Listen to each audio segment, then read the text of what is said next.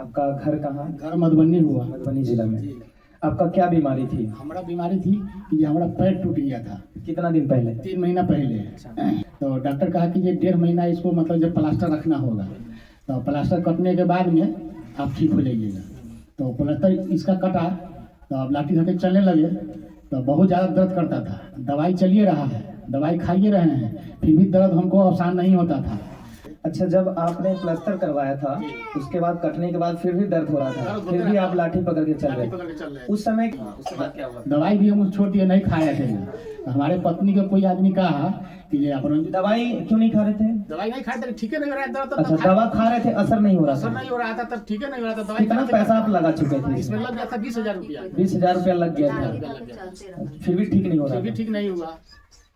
तो हमारे पत्नी को कोई आदमी कहा कि ये आप रंजू दीदी करने चले जाइए और उनसे मतलब जैसे प्रार्थना करवाइए, आपको दर्द बिल्कुल चंगा हो जाएगा। तो हमारे पत्नी मतलब जैसे कि गई, तो पूछ पाछ करके वहाँ से आई, तो हम यहाँ से गए।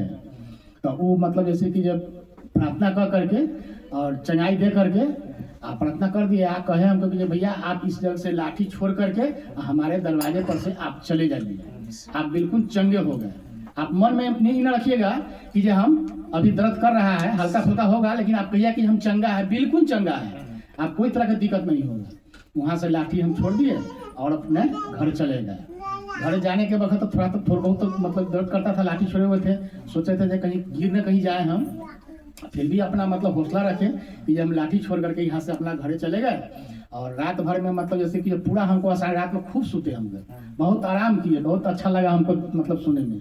हम उसी दिन सोच लिए कि नहीं, अब हम मतलब जैसे कि पिता परमेश्वर जी के स्थान में हम जाएंगे और उनका जो भी हमसे होगा वो भी मतलब जैसे प्रार्थना करेंगे और सीखेंगे।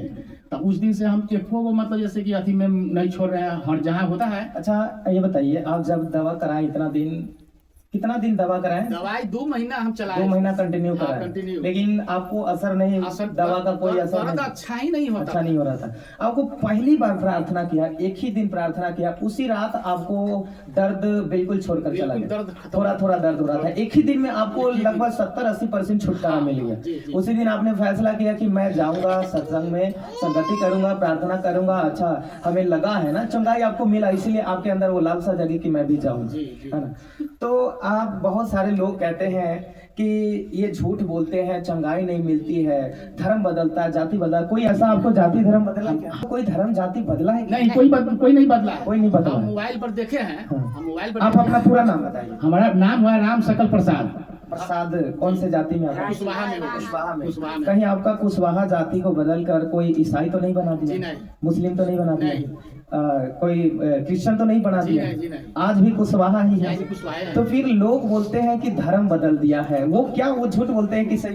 उसको आत्मा में गलत व्यवहार मतलब समाया, मतलब उसको गलत संदेश गया। हालेलुया। देखिए, बता रहे हैं इतना दिन से दवा करा, 3 महीना से इन्होंने 2 महीना कंटिन्यू दवा कराया, 2 महीना से बेड पर थे और कोई फर्क नहीं पड़ा। पहली बार एक विश्वासी के पास गया और जब वो प्रार्थना किया प्रभु के नाम से, परमेश्वर उसके जीवन में काम किया और अभी बिल्कुल ये चंगा है। न इसका जाति बदला, न धर्म बदल रहा है। फिर भी लोग आज सवाल उठाते हैं कि धर्म बदलता है, जाति बदलता है। ऐसा कोई बातें नहीं है, ऐसा कोई जाति धर्म की बातें नहीं। परमेश्वर ने इसे, इस पैरों की रोग जो बीमारी थी, दर्द थी, उससे छुटकारा दिया है। तारीफ करें जोर से।